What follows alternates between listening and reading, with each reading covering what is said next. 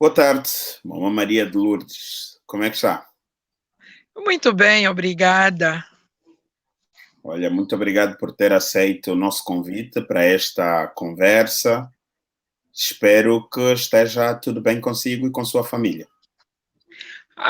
Sim, eu é que agradeço, porque na verdade ando com muitas saudades do pessoal em Luanda, pois por força do Covid, desde março, que não tenho tido assim um contacto direto com os amigos e com a família. E para mim é uma grande honra estar neste programa, nesta grande iniciativa do Josué. O prazer é todo nosso. A ideia aqui é explorarmos ao máximo as experiências dos nossos mais velhos como uma forma de influenciar atitudes, comportamentos hoje, mas e acima de tudo para conseguirmos projetar um país que se nos merece. Sim. Angola, de facto, tem tudo para dar certo. Nós tivemos aquele longo período de guerra. Depois da guerra, tivemos vários programas em que o governo teve a grande preocupação de prestar uma melhor assistência social à população. Começou com medidas do reassentamento da população, trazendo a população para sítios mais próximos, mas ainda assim nós pensamos que devemos trabalhar mais, porque enquanto contribuintes nós precisamos de ter uma melhor escola, mais saúde e a possibilidade de se cultivar mais, porque de facto, no que tem sido a minha experiência, sabem que eu vivo na província do Kwanza Sul, tive aqui algumas responsabilidades que me obrigaram a conhecer toda a província, todos os municípios e conhecer um bocadinho mais do nosso povo. Daí que eu penso que, de facto, temos que mudar de atitude e de comportamento, porque eu pessoalmente estou muito preocupada pelo facto da nossa população agora querer estar apenas voltada ao comércio. E me parece que temos que fazer qualquer coisa para inverter este quadro.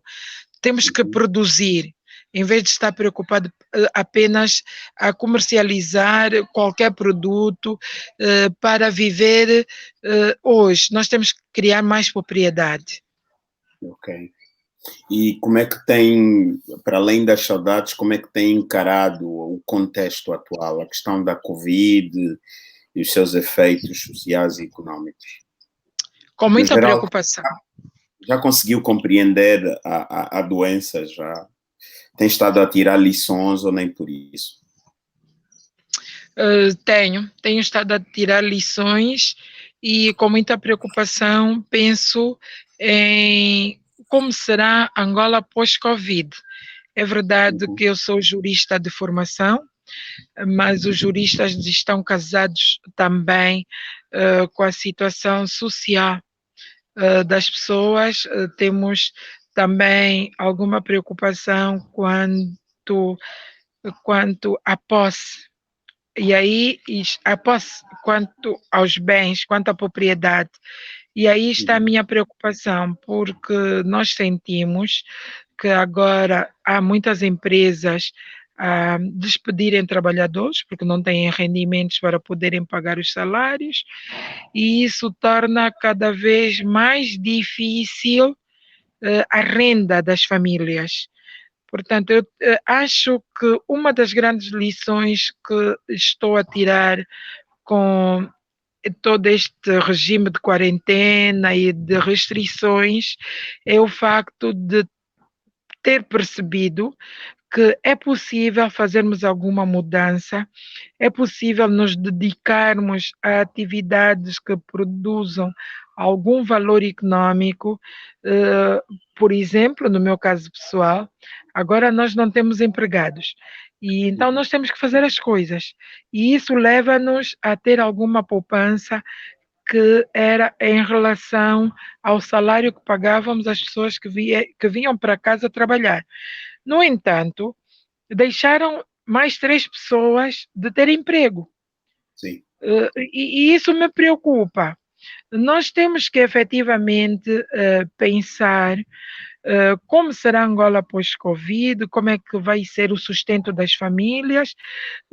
Temos que ter uma política e uma ação eficaz para atendimento às pessoas carenciadas e, uhum, sobretudo, às mulheres, porque as mulheres estamos a viver um período muito difícil, quer na aquisição dos bens, porque temos limitações nas deslocações e logo não podemos exercer aquela busca de produtos mais baratos noutras localidades. uhum, Começam também a escassear produtos a nível da província do Kwanza Sul. Por exemplo, ontem tivemos a procura de queijo e não há. E com muita tristeza, que no Kwanza Sul, um litro de óleo de palma, por exemplo, está a custar 2.500 um litro de óleo de palma. E o Kwanza Sul tem potencialidade para produzir óleo de palma. Eu estou a falar 2.500 o litro de óleo de palma importado. Logo que se uhum. houvesse incentivo para a produção agrícola e para as pequenas fábricas, por forma a darmos mais emprego, também aumentaríamos a renda das famílias. Uhum. O, E, o SUMB não se uhum, via crianças a deambular na rua, a pedir esmola. Hoje, uhum, com muita tristeza, nós vemos crianças carentes, crianças e jovens a pedirem pão. E isto dói na alma. Dói na alma. Nós temos uma província rica, temos um país rico, devíamos fazer qualquer coisa a mais para incentivar a produção e termos um melhor resultado econômico. nós podemos falar de pobreza das famílias no geral, mas os números, quando se referem às mulheres, são muito mais agressivos, ou seja, temos muito mais mulheres pobres do que homens pobres. Se calhar porque também temos maior percentagem da população como sendo feminina. Como é que olha para a mulher hoje no nosso país? Pois, eu acho efetivamente que sim, pelo facto da maior parte da população ser mulher. Mas, por Uhum, outro lado, a pobreza feminina está intrinsecamente ligada à pobreza das famílias, porque não se pode falar da mulher sem falar da criança, sem uhum, falar dos jovens, porque hoje há um grande número de famílias monoparentais que estão a cargo da mulher, e se Josué puder observar, a, a população eh, de vendedores a nível dos mercados é essencialmente mulheres. Essencialmente mulheres. E nesse aspecto, nós estamos muito mal. Primeiro, porque não temos garantias para termos acesso ao crédito.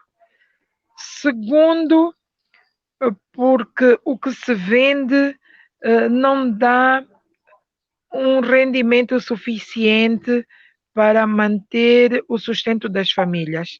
Daí é que, pelo menos a nível do Kwanza Sul, vemos crescer o número da malnutrição e uhum, outros problemas conexos que a, perturbam a saúde da mulher e da criança. Há uhum, dificuldades que eu penso que podiam ser resolvidas com soluções simples. Por exemplo, as mulheres na zona rural, uhum, de zonas ribeirinhas, deviam ter água canalizada num chafariz para reduzir o esforço da mulher, porque ela, para além de ter que ir vender ao mercado, não fica livre das tarefas domésticas. E se tiver água próxima, tem mais facilidade de poder reduzir os esforços a empreender durante o dia. Por outro lado, Também vemos que há um esforço do governo no sentido de iluminar as zonas rurais, mas, pelo menos a nível do Kwanza Sul, esta preocupação está apenas nas vias.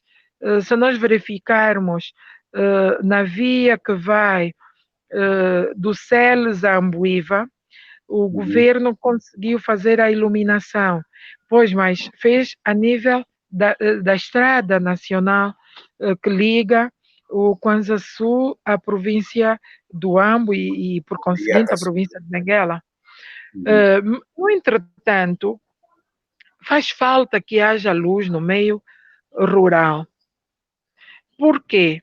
No meu ponto de vista, a luz traria uma grande valia, porque teriam moagens e as mulheres não teriam que fazer a fuba de forma rudimentar, estar ali a fazer a fuba na pedra, que faz despender muito esforço.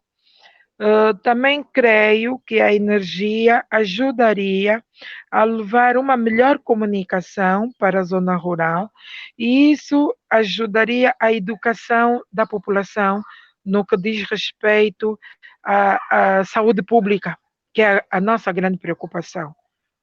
Eu estou preocupada com a mensagem para o combate do Covid, para o combate da malária e para outras doenças. E o governo tem políticas muito bem traçadas para que, de facto, a população estivesse engajada nesta luta. Mas se a mensagem não chegar, este diálogo é cortado entre os governantes e os governados. Daí é Uhum. que eu acho que devia sim fazer-se um esforço para que houvesse, a nível, pelo menos, da sede das comunas, energia e água canalizada para reduzir o esforço da mulher.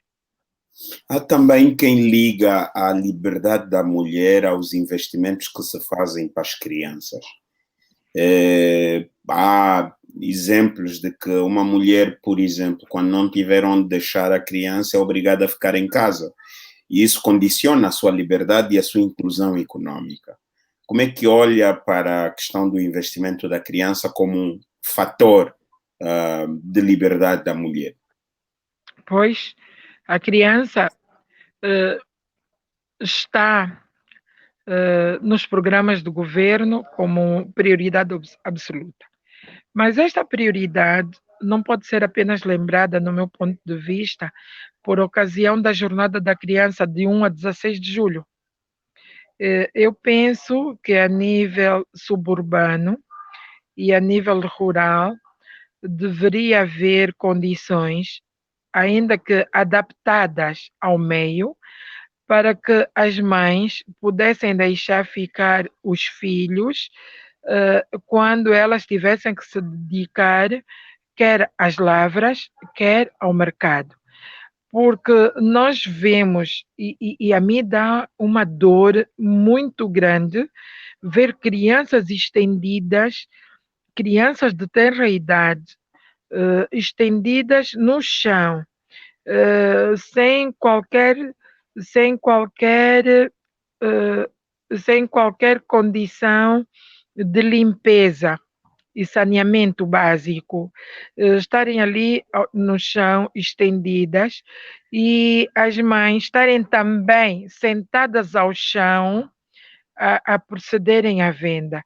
E depois temos um programa, por exemplo, de temos um programa que a saúde, periodicamente, junto ao programa da vacinação, a saúde tem levado a cabo, que é o programa de desparasitação das crianças. Mas elas ficam ali, em contato direto com os parasitas.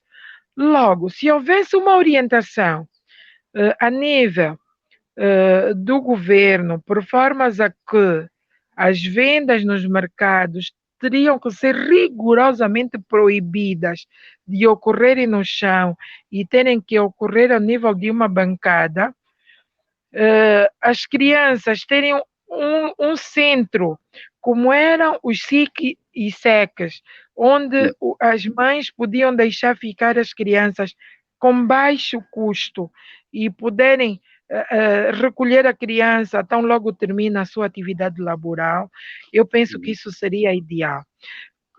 Eu penso que deveriam as administrações comunais estarem voltadas para um melhor empenho, uma melhor comunicação junto da sociedade, junto do território onde estão situadas, no sentido de serem, de facto, verdadeiros líderes comunitários.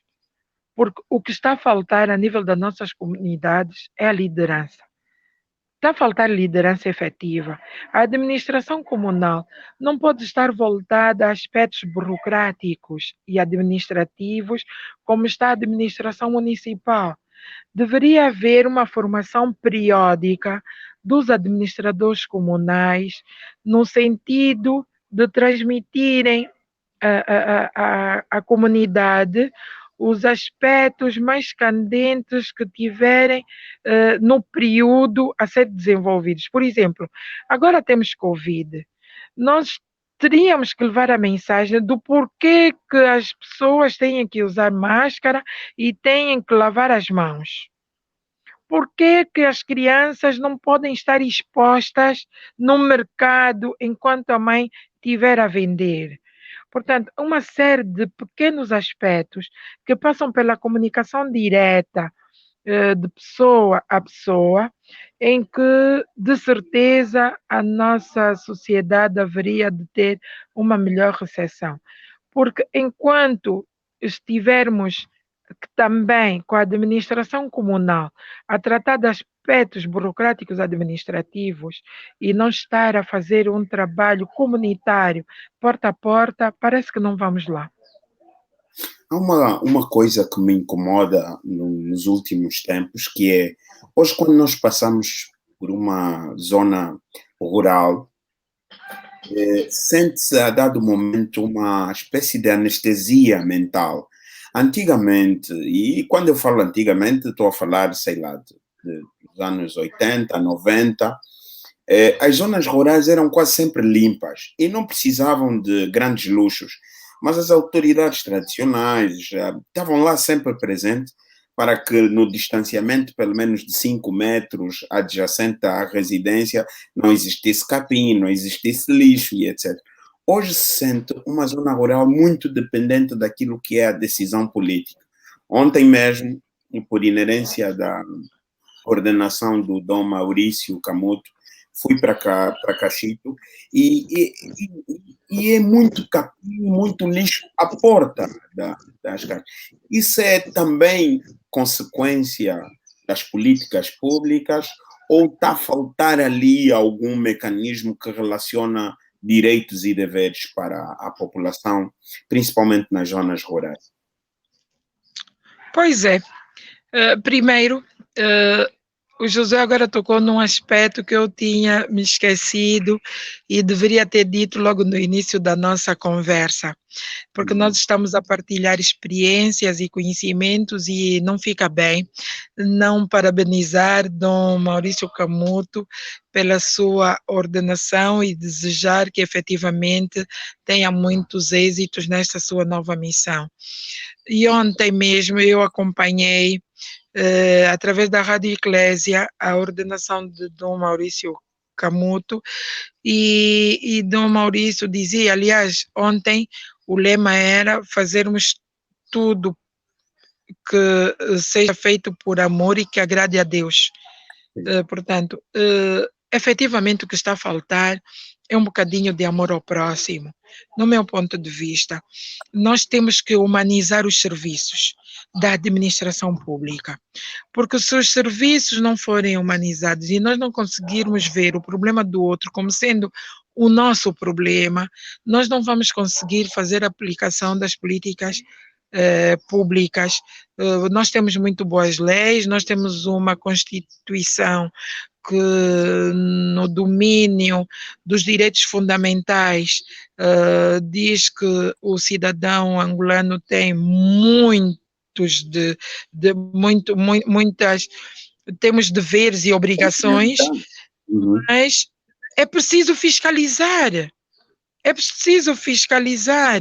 Estamos a perder tempo com questões de só menos importância, que do ponto de vista de cor político-partidária, quando na verdade nós devíamos começar a fazer uma governação com base nos aspectos ligados à nação. Devíamos pensar na pátria. Devíamos saber que Angola é nosso país e que somos nós que temos que ter a primazia de criar ações que engrandecem e que deem orgulho à nação. Hoje chegamos a uma aldeia, a cantina é de um estrangeiro. Hoje chegamos a uma aldeia, o fotógrafo é estrangeiro. As aldeias não estão urbanizadas e estamos a criar becos também nas aldeias, o que não fazia parte da nossa cultura. Nós tivemos uma educação boa deixada pelos nossos antepassados, que era a partilha. E a partilha não era apenas dos bens materiais, era também uma partilha de valores, uma partilha de valores. O que é que eu quero dizer com isso?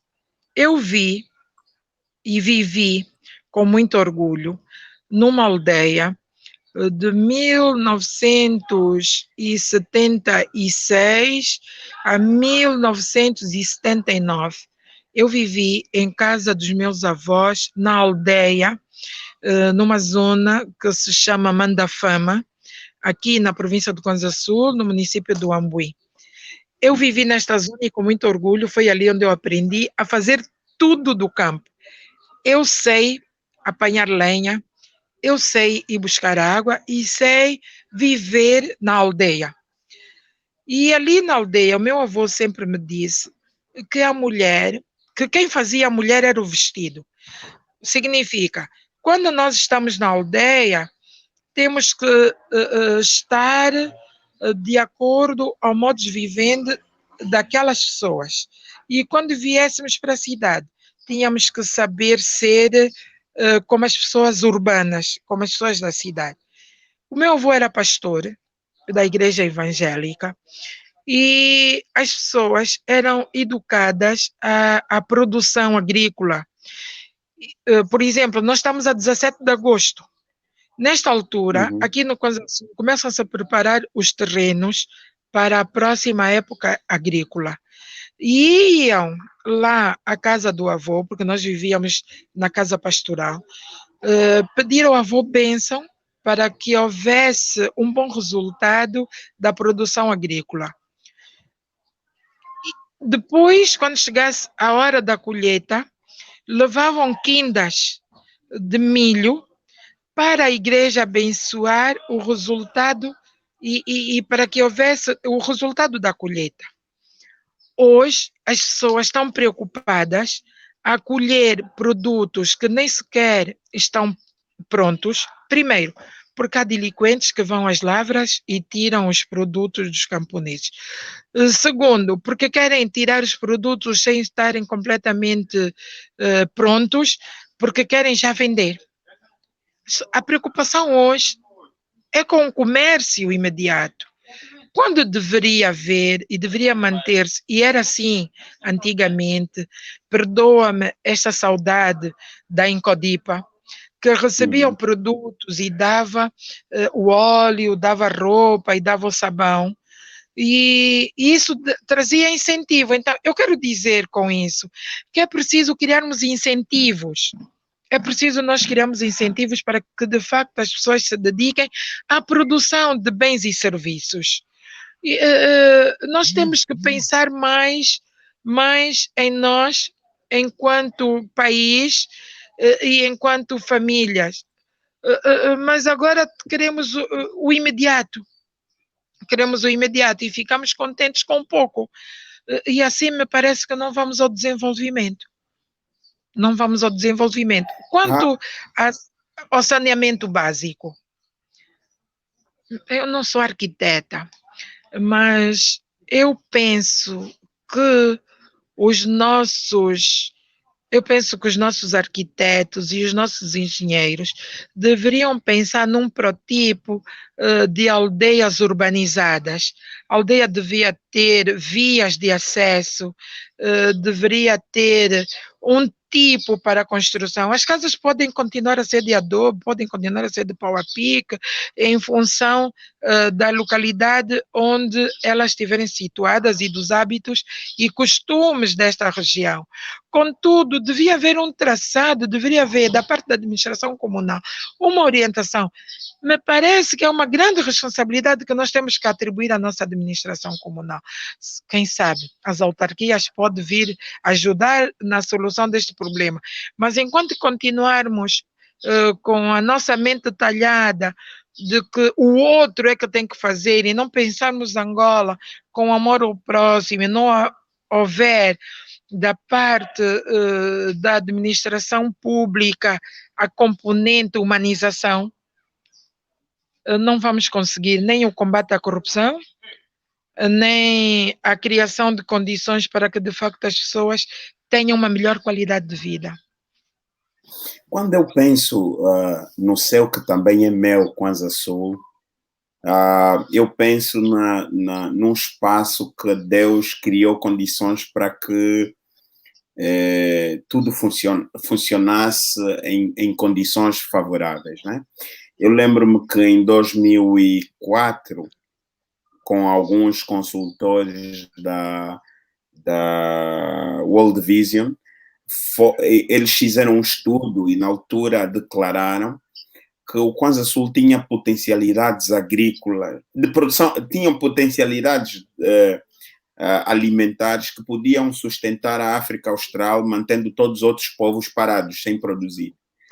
Não só por causa da água, mas por causa da fertilidade dos solos, mas por causa da sua estrutura geográfica. Quando eu olho para o Porto Ambuim, eu penso na cidade de Cape Town, na África do Sul. Cape Town tem mais ou menos as características do Porto Ambuim. Também depende do mar, também tem uma oficina de navios, também tem lá uma montanha que eles fizeram daquela montanha um paraíso turístico e etc, etc. Mas eu, quando passo pelo Porto Ambuim, eu vejo pobreza. Não há aqui também um pouco de criatividade a faltar a nível das lideranças, do ponto de vista da governação? Não. A senhora que já foi deputada, já foi governante, como é que olha para isso? A relação entre o que projetamos e o que realizamos. Sente-se confortável em falar sobre isso? Não. Sinto-me, porque o nosso Kwanza Sul, como bem disse o Josué, é a própria tabela de Mendeleev. Uhum. O Kwanza Sul, eu costumo dizer, eu quando quero brincar com pessoas de outras províncias, eu digo, o Kwanza Sul é a própria tabela de Mendeleev. O que é que não há na tabela de Mendeleev que não há no Kwanza Sul? Yeah. Há tudo que está na tabela de Mendeleev, há tudo no Kwanza Sul. O Kwanza Sul tem madeira, o Kwanza Sul tem água, o Kwanza Sul tem tudo. Tem mar, tem minério, o Kwanza Sul tem mel, o Kwanza Sul tem milho, o Kwanza Sul tem arroz, o Kwanza Sul tem a possibilidade de fazer uma exploração completa dos seus recursos. Além disso, a localização geográfica do Kwanza Sul, que liga ao sul e ao norte, quer pela marginal sul do Kwanza, quer pela Kibala, nós estamos no centro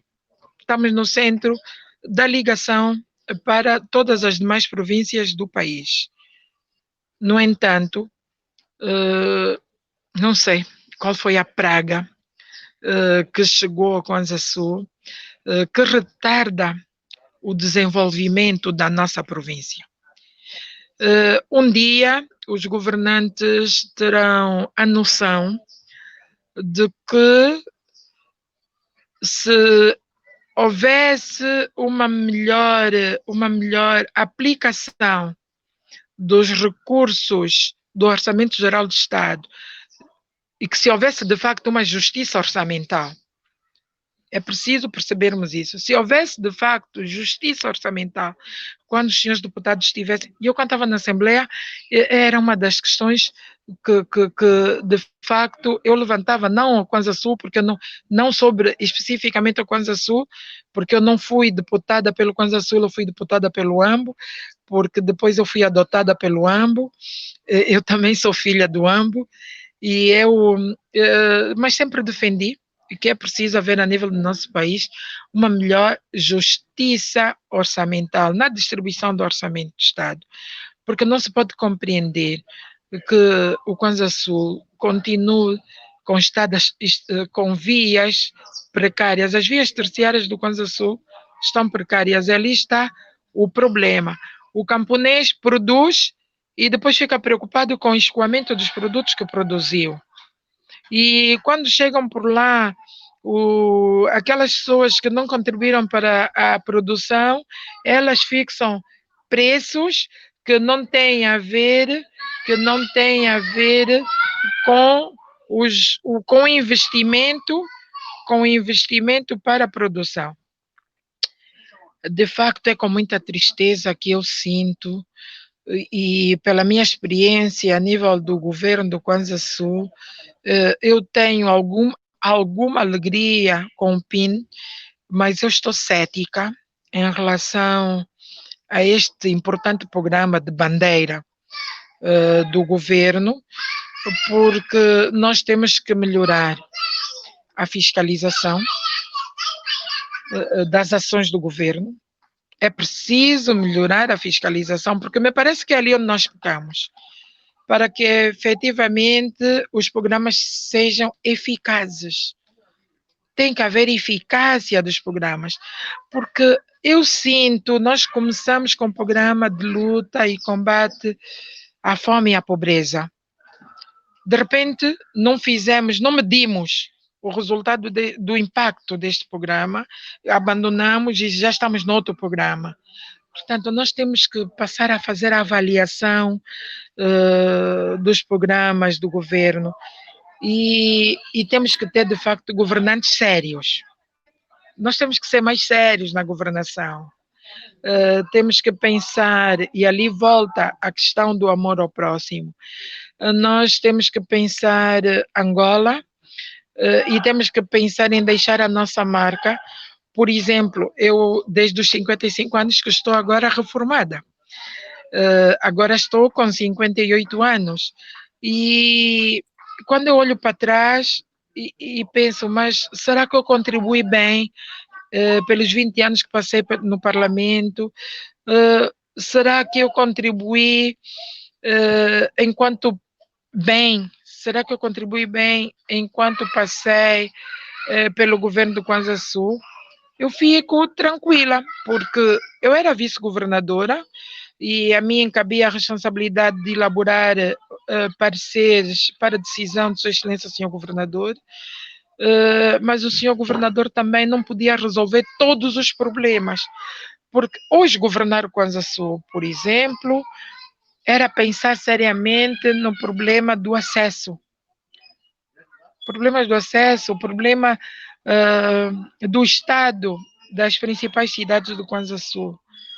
Dói na alma ver o aspecto da Kibala, dói ver o aspecto do Sumbe, do Akukungo, e nós temos que fazer mais. O Akukungo, então, perdoa-me lhe cortar, o Akukungo era uma vila tão bonita. Eu passei várias férias no Akukungo, por inerência do trabalho do meu pai, e a guerra preservou a vila. Quem destruiu a vila do Akukungo foram os capitalistas, com o projeto Aldeia Nova. Porque as estradas do Akukungo até 93, as estradas estavam suficientemente boas. Aliás, 93 não, minto. Até 97, 97, 98, as estradas do Akukungo estavam boas. Elas foram destruídas com a chegada dos capitalistas, né? Olha, é outra situação. Eu não sei como é que se elaboram os contratos quanto à manutenção e conservação das vias, porque, apesar de ser membro do governo, eu ocupava a área política e social, mas é preciso que a área técnica, e quando eu falo da área técnica, não falo do governo local, eu falo da área técnica a partir do Ministério das Obras Públicas e Urbanismo, etc., a partir dos departamentos ministeriais. Nós verificamos que quando vêm, agora mesmo, se o Josué pudesse vir ao SUMB, veria que está todo cercado de chapas, há tapume por todos os cantos. O acesso à marginal está complicado. O acesso à Rua dos Massacres está complicado. Portanto, está todo cercado de tapumes, porque estão a trabalhar, me parece estarem a trabalhar no melhoramento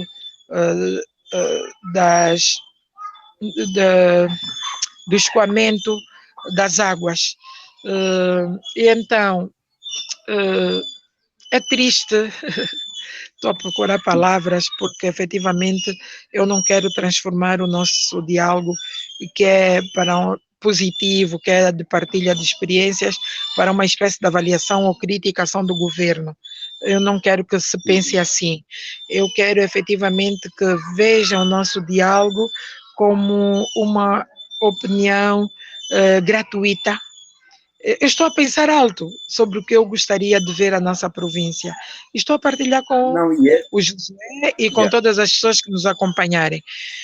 De facto, o Akukungu a guerra deixou, apesar daquele desastre da escola, sim. Apesar daquele desastre da escola, o Akukungu estava muito bem preservado e foram feitos alguns investimentos no domínio privado, foram feitos alguns investimentos no domínio público, contudo, já que citou a Aldeia Nova, um projeto que se pensava que vinha contribuir para a melhoria da qualidade de vida das pessoas, melhorando a alimentação com a produção de ovos e outros produtos derivados de leite, etc., hoje nós vemos que a vertente é mais para a obtenção de lucros de um grupo a quem pertence a Aldeia Nova do que efetivamente um resultado para resolver um problema social candente da fome. O cartão de ovos, quanto é que custa hoje da Aldeia Nova? Além do Akukungu, o Libolo também era uma cidade, eu me lembro, nos anos, até os anos 80, nós saíamos do SUMB para irmos ao Libolo, para irmos a Calulo, e termos ali os nossos momentos de lazer. E já naquela altura, nos anos 80, era uma vila interessante.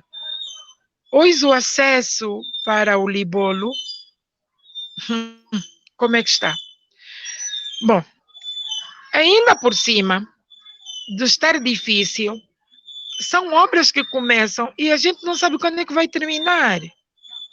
E que só custam bilhões. Só custam bilhões.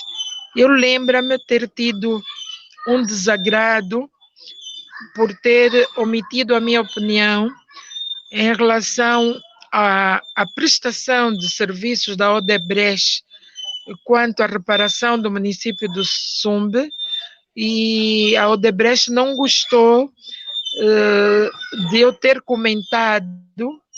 Na altura eu encontrava-me a substituir o governador. A Odebrecht não gostou de eu ter dito que a Odebrecht tomou uma decisão unilateral e abandonou o contrato que tinha de requalificação da cidade do Sumbe de forma unilateral. E hoje não me arrependo de ter aquela opinião, porque de facto a Odebrecht diz ter chegado na terceira ou quarta fase, e entretanto nós vemos o Sumbe na mesma. E hoje eu me pergunto, afinal, o que é que a Odebrecht andou aqui a fazer? Então voltamos ao velho problema, o problema da fiscalização das ações. O problema da fiscalização, afinal, quem cobra quando essas empresas devem fazer determinado serviço que faz parte das cláusulas contratuais que assumem com o governo e depois abandonam, vão embora e não acontece nada. E não acontece nada. Há um outro lado também que pode ser analisado e desejaria ver aqui qual é a sua opinião, que é os empresários locais. Antigamente, nós tínhamos Kwanza Sul, Huambo, Benguela, como províncias que tinham uma estrutura empresarial local que funcionava de certa forma, né? Os empresários agrícolas, o Acucungo tínhamos o Tio 50 e outros empresários que já tinham, de certa forma, alguma capacidade de realização econômica, ainda que a nível local. Não é chegada a altura também de olharmos para essas iniciativas locais e potenciarmos para o bem do desenvolvimento dos municípios periféricos ou não? Nem por isso. É verdade.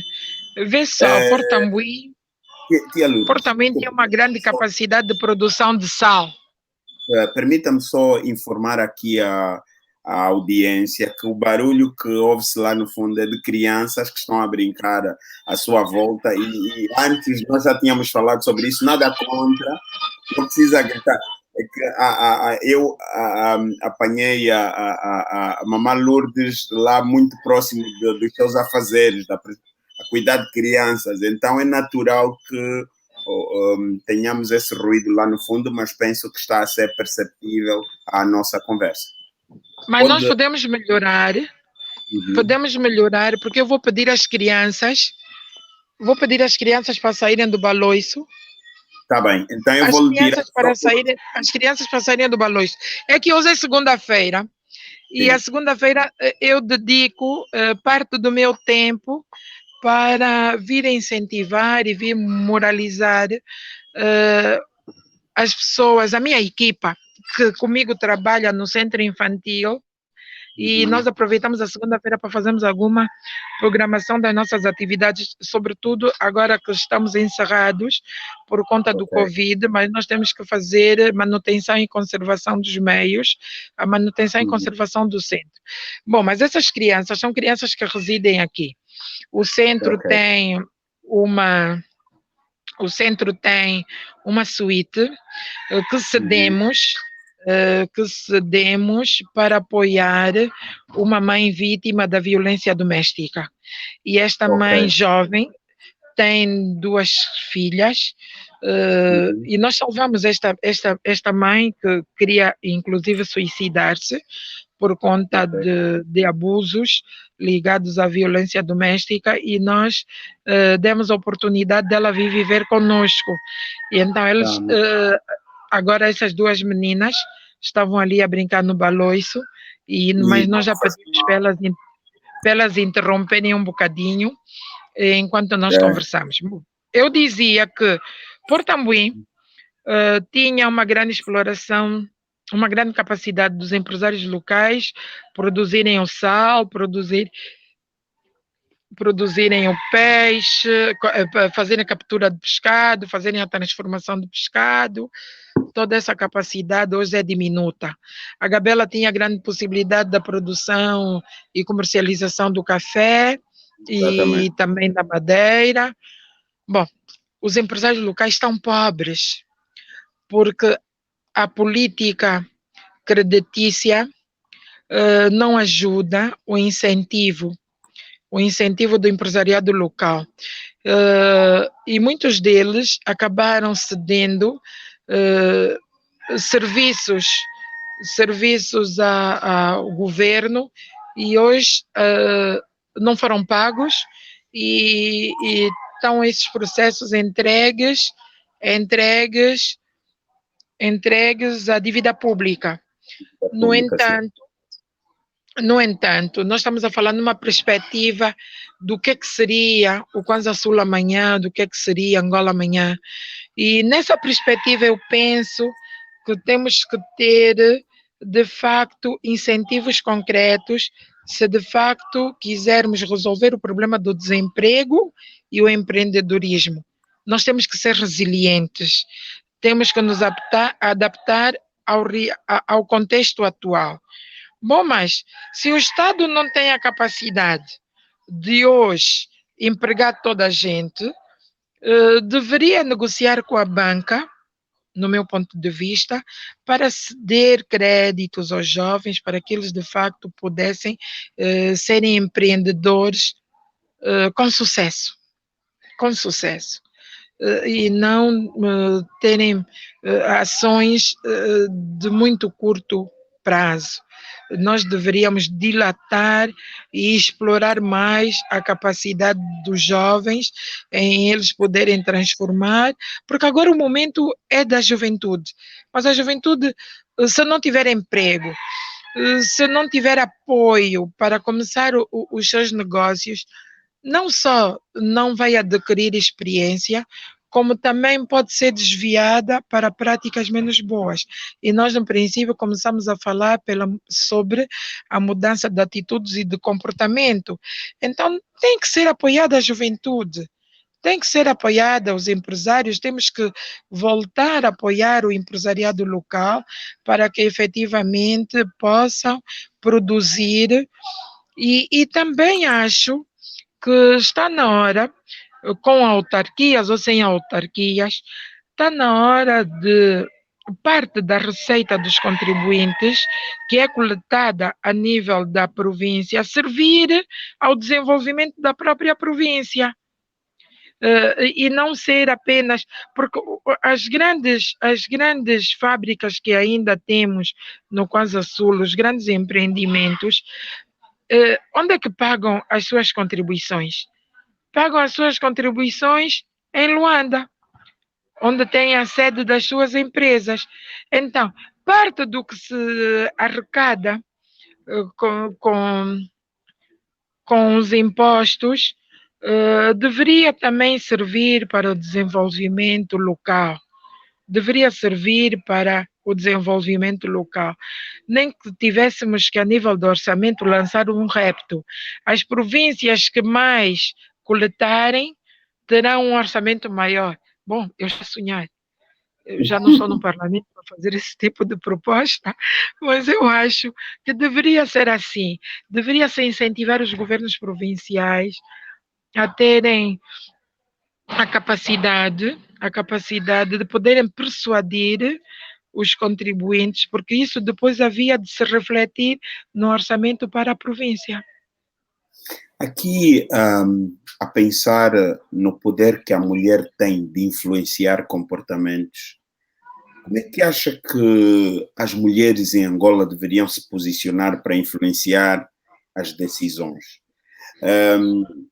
Não sei, eu acredito numa última esperança, a minha última esperança está no poder de influência das famílias. Como é que as mulheres podiam influenciar mais a que as decisões tomassem no centro a juventude, as comunidades? Como é que as mulheres podiam, até de certa forma, induzir o governo a perceber que um investimento na mulher consolida a família, um investimento na mulher assegura a sustentabilidade da sociedade? Pois é. Eu penso que primeiro as mulheres deveríamos primeiro ser unidas. Unidas, depois devíamos ser organizadas em torno de associações profissionais, em associações filantrópicas. Deveríamos, então, primeiro, criar um incremento da nossa capacidade de intervenção para depois conseguirmos fazer um lobby eficaz junto dos órgãos do poder e tomada de decisão. E deveríamos usar como veículo as mulheres que estão nos órgãos do poder e tomada de decisão. Nós deveríamos ser organizadas, devíamos ter uma melhor empatia, uma melhor comunicação, uma comunicação fluente entre as mulheres que estão nos órgãos do poder e tomada de decisão, sem grandes obstáculos, sem muitas burocracias, para que de facto tivéssemos um espaço para diálogo e pudéssemos expor as nossas ideias, porque as mulheres podem. Quem sustenta as famílias, modéstia à parte, Josué, os homens têm que reconhecer, são as mulheres, porque é a mulher que está no mercado, é a mulher que agora o marido não está a trabalhar, é a mulher que vai, e sem grandes preconceitos, vai empregar-se na casa de outra mulher, é lavadeira, é cozinheira e etc. Mas também temos mulheres no topo. Temos uma ministra de Estado, nós temos uma ministra das Finanças, que é mulher, nós, pronto, temos um ministro do Planeamento, que é homem, mas por intermédio da ministra de Estado, pelo intermédio da ministra da Reinserção Social, nós deveríamos ter um canal de abordagem mais direto e que pudesse produzir resultados profícuos. Portanto, nós devíamos ter uma ação mais ativa. Me parece que estamos também um bocadinho fora do debate e às vezes levantamos-nos por ocasião dos congressos das nossas organizações político-partidárias, mas deveríamos ter um movimento associativo mais fluente, mais ativo, independentemente da cor político-partidária, porque temos mulheres com muito boas ideias e temos mulheres economistas, temos mulheres que nos poderiam a pensar de uma forma que favorecesse mais não só a liberdade e a independência da mulher, mas o crescimento e a qualidade de vida das famílias. A Mamã Maria de Lourdes ainda pensa, ainda sonha, digo, ainda acredita num país melhor de futuro? Oh, todos os dias quando me levanto, primeiro todos os dias desde que terminou a minha comissão de serviço, eu comecei com um projeto numa zona suburbana aqui do município de Sumbe, um projeto na vertente de apoio à criança, concretamente de educação pré-escolar e jardim de infância, é um projeto que nesta comunidade não existia, e isso ocupa o meu tempo, mas leva-me a pensar, todos os dias eu vou trabalhar, todos os dias eu trabalho a partir das 9 horas, eu tenho sempre um programa, eu tenho um programa de trabalho, eu sou muito exigente comigo mesma, e estou mais voltada à comunidade agora, na vertente criança e no apoio com a pouca experiência que tenho, no apoio às outras mulheres. Converso muito com as mulheres do mercado, peço às companheiras que devemos pensar em poupanças, porque a vida não pode ser chapa ganha, chapa gasta.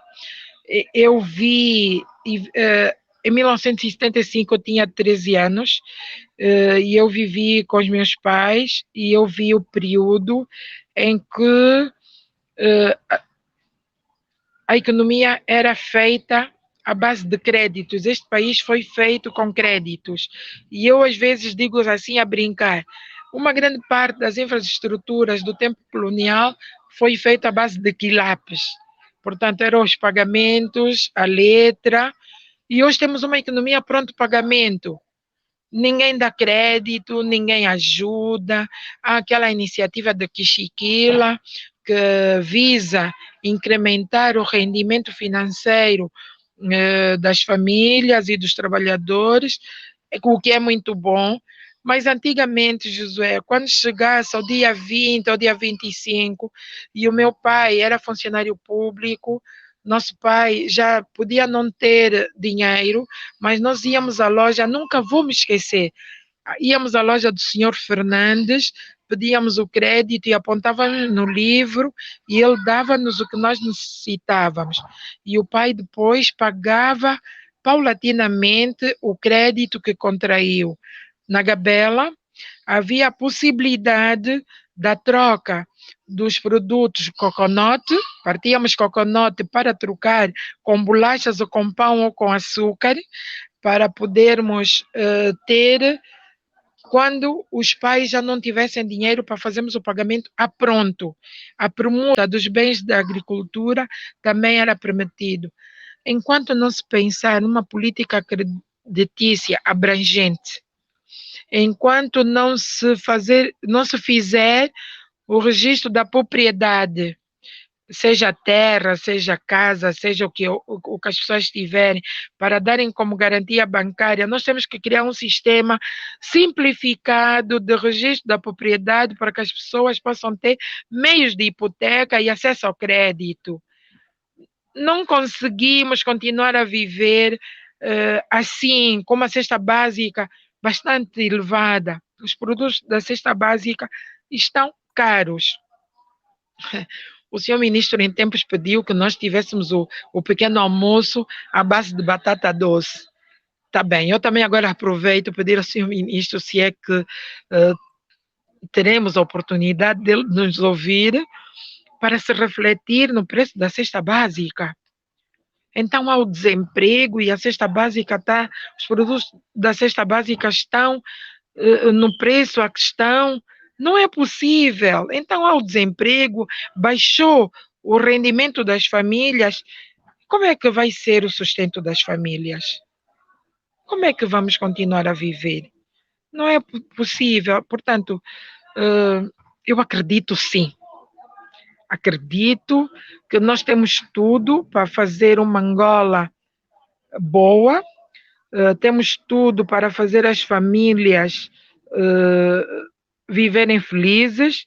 De facto, são 45 anos, mas cada um de nós, 45 anos de independência, mas cada um de nós tem que agora, numa Angola em paz, fazer a sua parte. Depois das eleições, não tivemos muita sorte, tivemos o problema, o governo teve, e Angola, porque o problema não é do governo, o problema é nosso, nós é que somos os contribuintes. Tivemos o problema da seca no Cunene, o que fez incrementar os orçamentos direcionados à província do Cunene, incrementar esforços para atender a província do Cunene.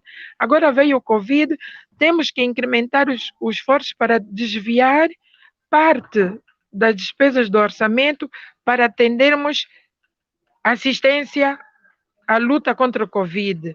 Portanto, me parece que o presidente João Lourenço não está a ter um mandato fácil do ponto de vista de aquisição e aplicação, aquisição de receitas para poder suportar as despesas que de repente ficaram incrementadas. Incrementadas, não sei a que expoente, mas a situação não está fácil. Mas ainda assim penso que isto é uma fase que vai passar, porque Mamã Muxima, a nossa padroeira, vai interceder por nós e Deus, nosso Senhor Jesus Cristo, vai ajudar para que de facto esta Angola sorria e que todos nós possamos viver bem.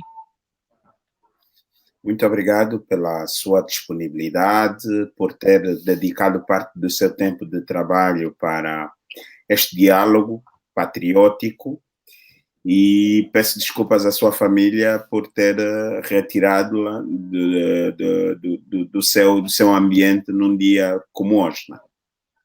Eu também agradeço esta preferência e agradeço sobretudo porque depois que terminou a minha comissão de serviços é a primeira vez que falo ao público, porque falar para o Facebook é falar ao público. Peço desculpas, mas eu quis apenas de forma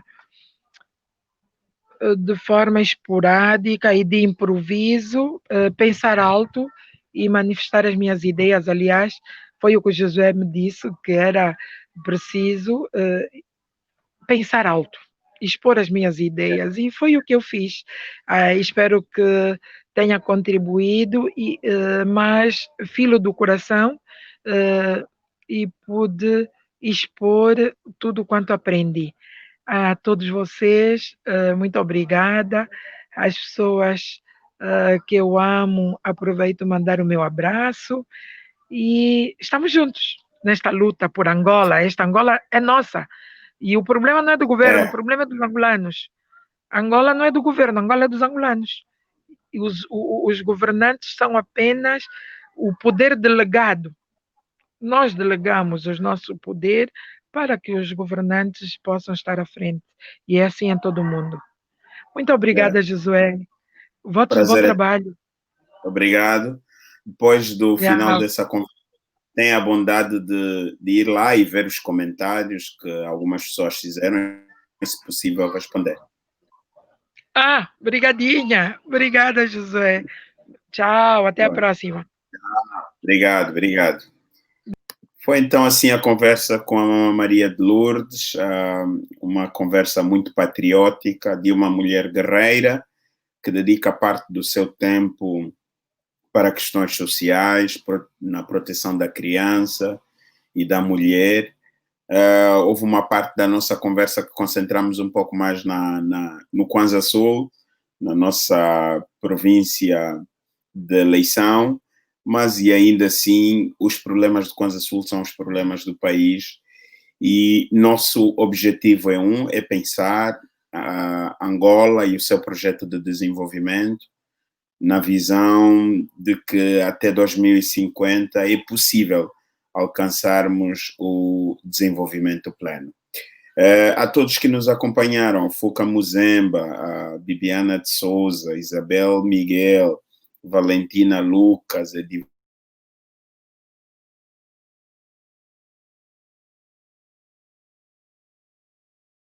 prazer da vossa audiência. Estamos juntos. Na quarta-feira estaremos outra vez às 16 horas numa outra entrevista. Paz e bem a todos. Tchau, tchau. Que Deus abençoe.